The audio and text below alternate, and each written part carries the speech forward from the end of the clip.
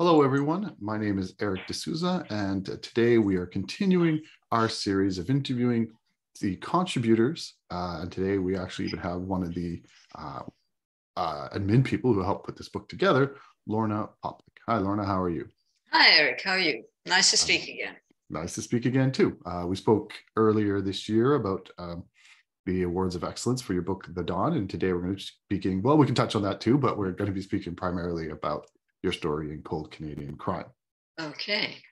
So to everyone out there, Lorna is a Toronto-based writer, editor, and researcher. I've sort of borrowed this from your website, but there's a couple of changes, and you tell me if you can see some changes in your bio. She Okay. is two If award they're any good, nominated. I'll keep them. I think you'll like it. Okay, thank you. With two award-nominated nonfiction publications with Dundurn Press, articles appearing in TV Ontario website and other publications, and the inclusion of her short story inside the Cold Canadian Crime Anthology.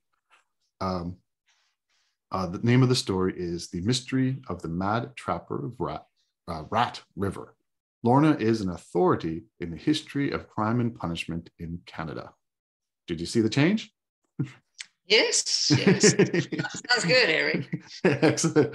Well, let's start with your story. Okay. I have to admit, I know you as a nonfiction writer, so I was a little surprised to see that your story was in here until I started reading it and realized, oh, it's still nonfiction.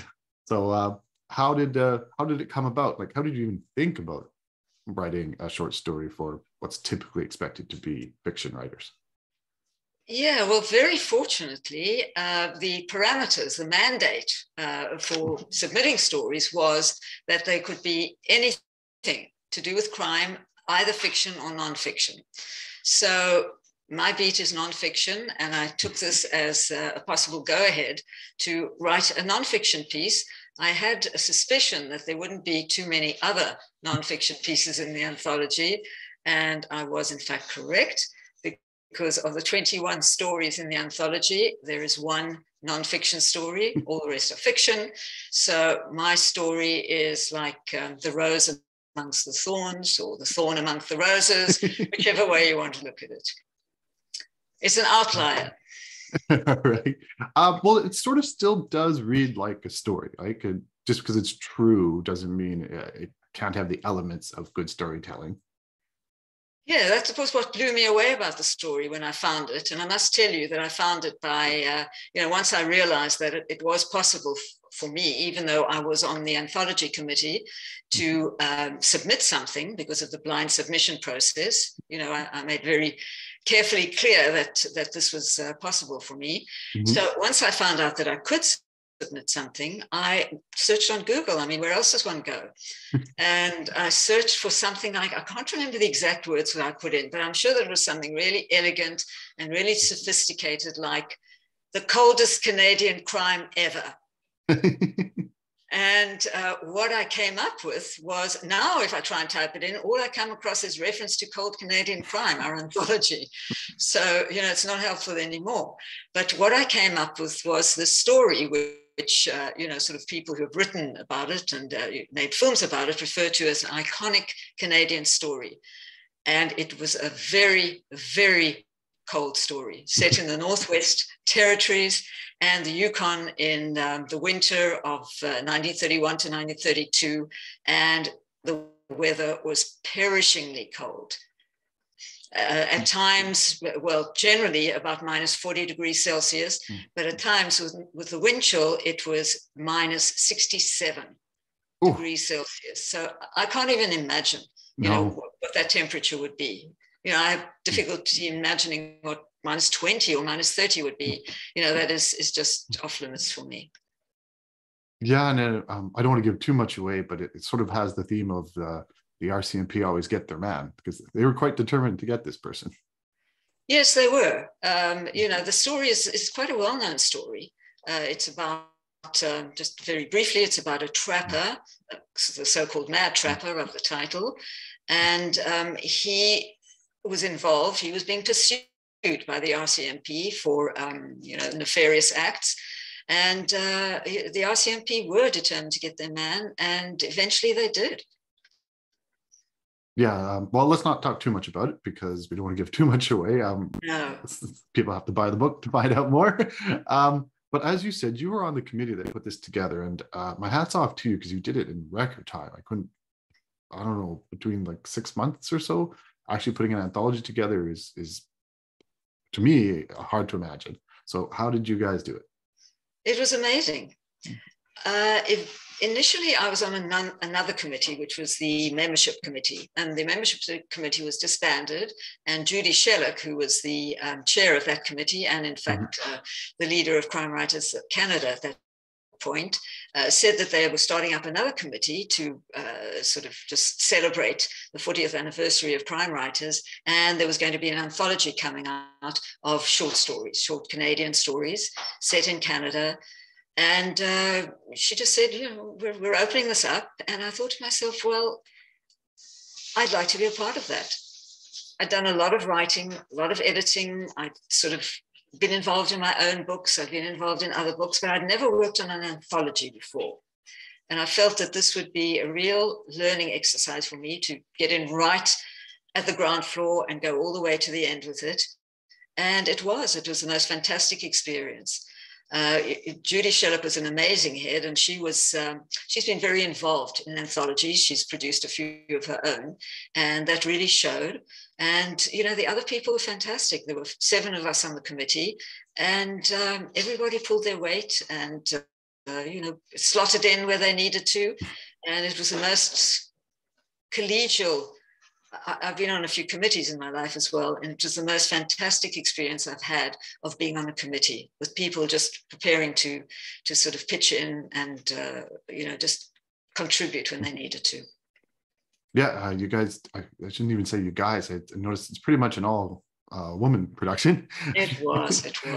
Yeah, there was somebody, a guy who sort of came in initially, but he had to drop out for personal reasons. So it was left, there were 7 of us who carried it through.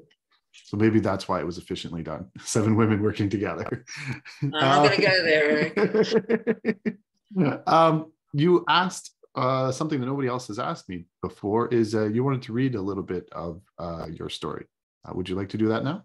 Yes, I feel I would, because I think it does sort of set the tone. And except I am going to have to switch on a light. So I'm afraid I'm going to have to do that. Right. See the page. There we go. Okay, that's a little bit better. It gives a horrible light, but I'll switch it off as soon as I've finished reading it. Sure. Yes, I just felt that, you know, what I wanted to achieve was this paragraph to start it. I'm just going to read you one paragraph. What I wanted to achieve was just to set the tone and introduce the main character. So this was what I worked on in this first paragraph. So, you know, people can read the first paragraph and then the rest of the story and all the other stories in the anthology, and they can see if this particular paragraph sets up the right tone and just sets up the character correctly. So, The Mystery of the Mad Trapper of Rat River is the title, and the first paragraph goes like this. The man tasked in March 1932 with burying the frozen body of Albert Johnson in Aklavik, Northwest Territories, was Joseph Greenland.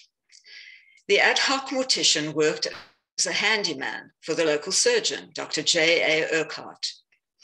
His boss had instructed him to build a coffin for Johnson because nobody else was willing to do so. There was even some doubt as to where the body would be interred, but eventually it was laid to rest in an unconsecrated section of the cemetery. The last thing Greenland probably noticed before he nailed down the lid of a box was the expression on the corpse's face, lips drawn back and teeth bared in a final snarl of hatred and defiance. So why this resonated with me so, I'm just going to switch off the light, excuse me. Why this resonated with me so, and why I felt that I had to get it done in this way, was that one of the first things that I came across in writing the story was this picture of Albert Johnson, a picture of him, exactly as I describe it, in a snarl. And this was a picture taken by the police after his death. And it was, this was kind of a post-mortem picture of the man. Mm-hmm. And it's really, if you look up Albert Johnson on the web, he has his own Wikipedia page, and that picture is on the page, and it's just riveting. So I felt that just describing him and introducing him was a good way of leading into the story. Yeah, it is an interesting way to tell it, also in the sense that you're telling us he's dead. I mean, obviously he's going to be dead, but you're telling us almost starting at the end, right? Yes, and just gives hints as to the fact that he probably wasn't the nicest man around, since they buried him in an unconsecrated part of the cemetery. So it does give certain hints as to what you're going to find in the story. But as I say, it's a very well-known story. Yeah. The story has been written about a lot. It's been described. It's been there have been documentaries about it. So it's a well-known story. I think my challenge really was to try and put my own personal slant on the story. Yeah, and I think you mentioned it in the story too. They even made a movie out of it, or loosely based, because they changed some details. But there were some big names in it too, right? With Charles Bronson. Yes, Charles Bronson, Lee Marvin. I looked at bits and pieces of that movie. It was the most terrible movie. And, what made it worse was the fact that the facts were so much more wonderful and more startling than this movie made it to be. And, it was made with quite a big budget, $10 million, but Canadians were not happy. Yeah. They're not happy. Yeah, and you mix in some, well, obviously history, but there's some first for the RCMP too. So we won't talk about that. We'll make people read the book. But two firsts, I believe, for the RCMP in this case. So that was interesting too. Sorry, I missed two. There's two firsts for the RCMP. Like the first time they used. That's correct. Yeah, sorry, I just missed that one word. No yes, yeah. So it was outstanding and surprising, really, because the story involved a sort of state-of-the-art technology in 1932. And the first part of that technology was that for the first time, the police used two-way radios to communicate with one another. So, they were out in the field and they were able to communicate with home base using two-way radios. Mm-hmm. And the second bit of technology was that for the very first time, the RCMP used aerial surveillance to track the man. And, sort of in this climate with snow and, sort of really tough terrain, he wasn't all that easy to track. Yeah. Yeah, it was a very riveting story. One of those stories that if you wrote it as fiction, you might not believe it. So Exactly. That was exactly how it struck me. So it's again great to be discussing things with you, Lorna. Always a pleasure. And to everyone watching, thank you.